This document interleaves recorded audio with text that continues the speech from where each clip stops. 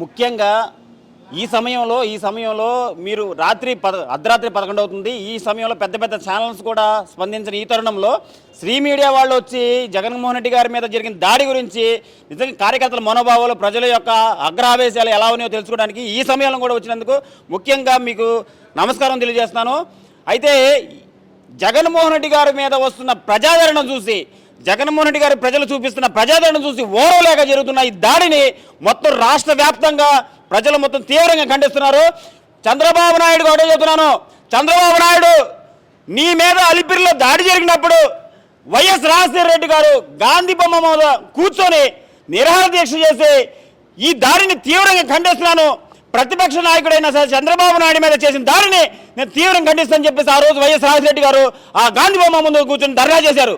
కానీ ఈరోజు ఈ లుచ్చా రాజకీయాలు, ఈ లుచ్చా లఫంగి, ఈ పవన్ కళ్యాణ్, ఈ చంద్రబాబు నాయుడు ఏ రకంగా కూడా మీడియా ముందు రాలేదు. కనీసం ఈ దాడిని ఎవరు చేశారు, ఎందుకు చేశారు అనే సంగతి పక్కన పెడితే ఖండించే ధోరణి కూడా లేదు. ఇది పూర్తిగా చంద్రబాబు నాయుడు అండ్ పవన్ కళ్యాణ్ కూటమి చేసిన పన్నాగమే, కుట్రలో భాగంగానే జరిగింది. ఇది బోండా మహేశ్వరరావు అనే రౌడీ, బోండా మహేశ్వరరావుని కబ్జాదారుడు, బోండా మహేశ్వరరావుని భూ కబ్జాదారుడు కేవలం కుట్రతో జగన్మోహన్ రెడ్డి గారిని యొక్క ప్రజాదరణ చూసి, ఎల్లంపల్లి గారు శ్రీనివాసరావు గారి యొక్క ప్రజాదరణ చూసి ఓరలేక చేసిన దాడి కానీ అని నేను భావిస్తున్నాను. ఏ రకమైన భౌతిక దాడులు అండి? ఇలాంటి భౌతిక దాడులు చేయాలనుకుంటే, జగన్మోహన్ రెడ్డి గారు ఇలాంటి భౌతిక దాడులు చేయాలనుకుంటే ఈ 5 సంవత్సరాల్లో తెలుగుదేశం పార్టీ సంబంధించిన నాయకులే కానీ, జనసేన సంబంధించిన నాయకులే కానీ ఈ రోజు రోడ్ల మీద తిరిగే వాళ్ళ భౌతిక దాడులు చేయడం ఏ రకంగా సమంజసం? ప్రజాస్వామ్యంలో భౌతిక దాడులు అనేది నిషేధం. నీకు దమ్ముంటే, ప్రజల మీద నీకు ప్రేమ ఉంటే, నువ్వు నిజంగా ప్రజా నాయకుడు అనే నువ్వు భావిస్తే ప్రజాక్షేత్రంలో తెలుసుకో. రేపు 13వ తారీఖు జరిగే ఎన్నికల్లో నీ ప్రతాపం ఏంటి చూపించు. ఇలాంటి భౌతిక దాడులు చేసి ప్రజలను భయపెట్టి, కార్యకర్తల భయాందోళన గురి చేసి నువ్వు ఓట్లు దండుకోవాలనుకుంటున్నావు. నీ యొక్క అసమర్థతకు నిదర్శనం. జగన్మోహన్ రెడ్డి గారు ప్రజల కోసం పుట్టిన వ్యక్తి, ప్రజా సంక్షేమం కోసం పుట్టిన వ్యక్తి, ప్రజలే తన ధ్యేయంగా, ప్రజల అభివృద్ధి తన ధ్యేయంగా ఆయన ప్రయాణం సాగిస్తున్న వ్యక్తి. ఇలాంటి దాడులు నువ్వు ఎన్ని చేసినా సరే ఒకటే గుర్తుపెట్టుకోండి, చంద్రబాబు నాయుడు అంటుకో, ఈ పవన్ కళ్యాణ్ బ్యాచ్కి, ఈ బోండా మహేశ్వరరావుకి, చంద్రబాబు నాయుడు రౌడీలకి, గోండాలకి నేను ఒకటే హెచ్చరిస్తున్నా. బాధ్యత ఒక్కొక్క నాయకుడికి టైం దగ్గర పడింది. ఇప్పటివరకు జగన్మోహన్ రెడ్డి గారి యొక్క ఆదేశాలనుసారం ఒక్కొక్కరు మేము శాంతి అని చెప్పేసి కూర్చున్నాము. ఇక ఉపేక్షించేది లేదు. 2020 ఎన్నికల తర్వాత మీకు బడిత పూజే. ఒక్కొక్క నాయకుడికి రాష్ట్రం వదిలి పారిపోవాలి. మా చూపిస్తాము, ఒక్కొక్కడికి యుద్ధం ఎండేలా ఉందో చూపిస్తాము. ఇక భౌతిక దాడులు చేయాలనుకుంటే ప్రతిపక్షంలో ఉన్న మీకే ఎంత ఉంటే అధికార పక్షంలో ఉన్న మాకెంత ఉండాలి. తస్మాత్ జాగ్రత్త. ఇది ఎందరితో ఆపేయండి.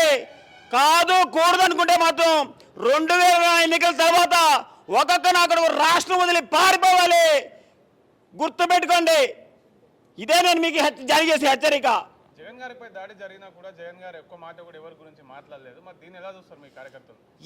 నేను ఒకటే చెప్తానంటే, చంద్రబాబు నాయుడు యొక్క రాజకీయం యావత్ మొత్తం లుచ్చా లఫంగి రాజకీయం, వ్యభిచారం, రాజకీయ వ్యభిచారం. ఎంతకాడికి ఒకరి మీద దాడి చేయటం, ఒక ఎమ్మెల్యేలు కొనటం, ఒక ఎమ్మెల్సీలు కొనటం, డబ్బులు పెట్టి ఎమ్మెల్యేలు ఎమ్మెల్సీలు కొనటం, ప్రజలకు మభ్య పెట్టడం, ప్రలోభ పెట్టడం, అబద్ధపు హామీలతో ప్రజల్లోకి వెళ్ళటం, గెలిచిన తర్వాత పక్కన పడేయటం. ఇదే ధోరణి చంద్రబాబు నాయుడు. ఇక లేదు, ఇది ఈనాడు జమానా కాదు, ఇంటర్నెట్ జమానా. బాధ్యత చంద్రబాబు నాయుడు. అరే పవన్ కళ్యాణ్, అరే పావులాగా 21 సీట్లు కమ్ముకుపోయిన పావులాగా నీకు దమ్ముంటే 2014 నుంచి 2019 వరకు చంద్రబాబు నాయుడు ప్రజలకు ఎంత మేలు చేశాడు? బ్యాంక్ అకౌంట్ది, బ్యాంక్ స్టేట్మెంట్ది.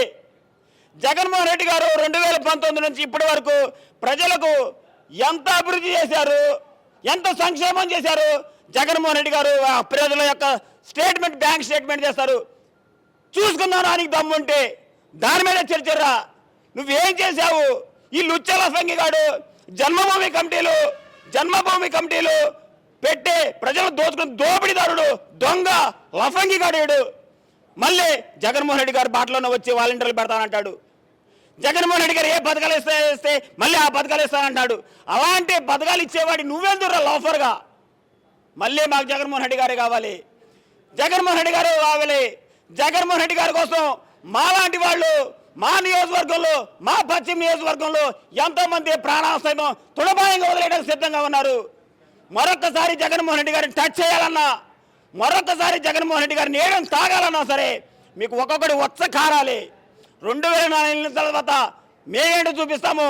ఇలాంటి బౌద్ధిదాడులు చేయాలనుకుంటే జగన్మోహన్ రెడ్డి గారు ఇలాంటి బౌద్ధిదాడులు చేయాలనుకుంటే జగన్మోహన్ రెడ్డి గారు ఇలాంటి బౌద్ధిదాడులు చేయాలంటే ఈ టీడీపీ జనసేన నాయకులు అక్కడ ఉండేవాళ్ళ చెప్పండి. ఏ రోజున ఇలాంటి బౌద్ధిదాడులు జగన్మోహన్ రెడ్డి గారు పూనుకున్నారా? ఎంతగానే ప్రజల సంక్షేమం, ప్రజల అభివృద్ధి, ప్రజల బాగోగులు, ఆ విద్యార్థుల యొక్క బాగోగులు, ఆ అవ్వాతాతల బాగోగులు, అలాగే మరి అన్నిలాగా టెస్టుల గురించి ఇక్కడికి హాస్పిటల్కి వస్తారని తెలియడం జరిగింది. మళ్ళీ వెంటనే ఇక్కడికి వచ్చి వెయిట్ చేశాము. అన్నను ఒక్కసారి కళ్ళారా చూసుకుందామని చెప్పి. ఎందుకంటే మేము చూసినప్పుడు అన్న ఎంతో ఉత్సాహంగా, ఎంతో ఇదిగా అవినాష్ అన్నతో పాటు జగన్ అన్న కూడా మా అందరికీ కూడా అభివాదం చేసుకుంటూ వెళ్తూ ఉన్నారు. మళ్ళీ ఆ ఘటన చూసిన తర్వాత దీన్ని ఇలాగా చూడాల్సి వస్తుందని మేము అనుకోలేదు. కానీ ఏదైతే ఇప్పుడు ఈ టీడీపీ రాజకీయం ఏదైతే చేస్తున్నారో, ఈ పసుపు రాజకీయాలు చేయటం వల్ల మా వైఎస్ఆర్సీపీకి, మా జగనన్నకి 150 సీట్లు వచ్చాయి. కానీ ఇలాగ రాళ్ల దాడి చేయటం వల్ల కంపల్సరీగా 175 సీట్లు వస్తాయి. పసుపు నీళ్ళతో కడిగితే 151 సీట్లు వచ్చాయేమో. ఇప్పుడు ఈ రాళ్ల దాడి వల్ల ఇట్లా రాళ్ళు దాడులు ఏదైతే టీడీపీ వాళ్ళు ప్రేరేపిస్తున్నారో వీటి వల్ల డెఫినెట్గా మేము 175 కొడతాము.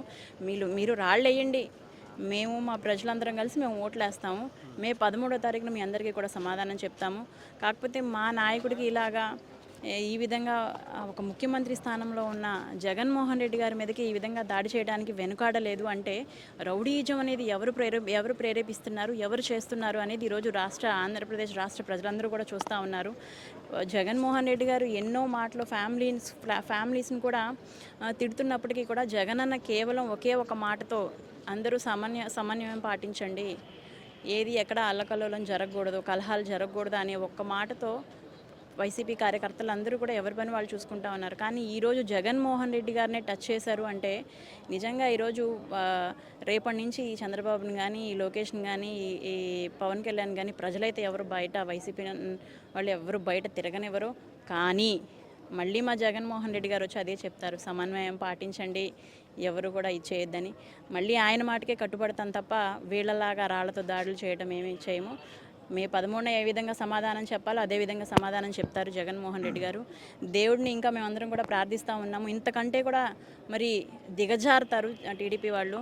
మరి ఆ కుట్రలన్నిటి నుంచి కూడా మా జగన్మోహన్ రెడ్డి గారిని మరి సేఫ్గా కాపాడాలని చెప్పి దేవుడికి మేమందరం కూడా ప్రార్థనలు చేస్తూ ఉన్నాము. రాత్రి కాబట్టి ఎక్కడి వారు అక్కడే ఉండిపోవడం జరిగింది.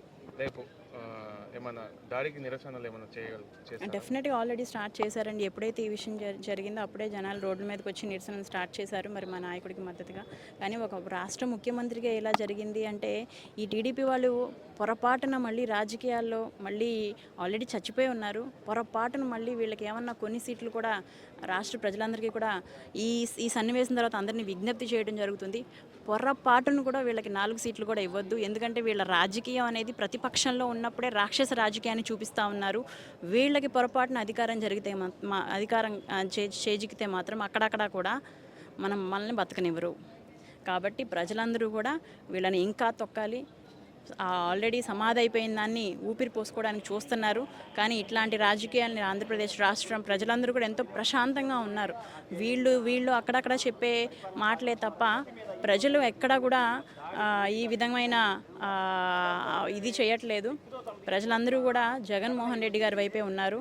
అలాగే మరి రేపు మే 13న జగన్మోహన్ రెడ్డి గారికి మళ్ళీ పట్టం కట్టి చెట్టుకి కాయలు ఉన్నాయి కాబట్టి ఈ రాళ్ళ దెబ్బలో కాబట్టి ఇవన్నీ కూడా భరిస్తాము మేము కూడా మా జగనన్న కోసం. మే 13వ వరకు వీళ్ళు ఏంటంటే ఇలా జగన్మోహన్ రెడ్డి గారు బయటికి వస్తే ఇలాంటివన్నీ చేస్తే మళ్ళీ ఆయన లోపలికి వెళ్ళిపోతారు, మళ్ళీ తిరగరు జనాల్లో. ఇంత ఆదరణ దొరకకూడదు జగన్మోహన్ రెడ్డి గారికి. ఇలాంటి ఏదైనా పని చేస్తే సెక్యూరిటీ ఇబ్బందులు వచ్చి మళ్ళీ జగన్మోహన్ రెడ్డి గారిని బయట తిరగనివ్వకుండా చేద్దామనే ఒక కుట్రతో చేస్తూ ఉన్నారు.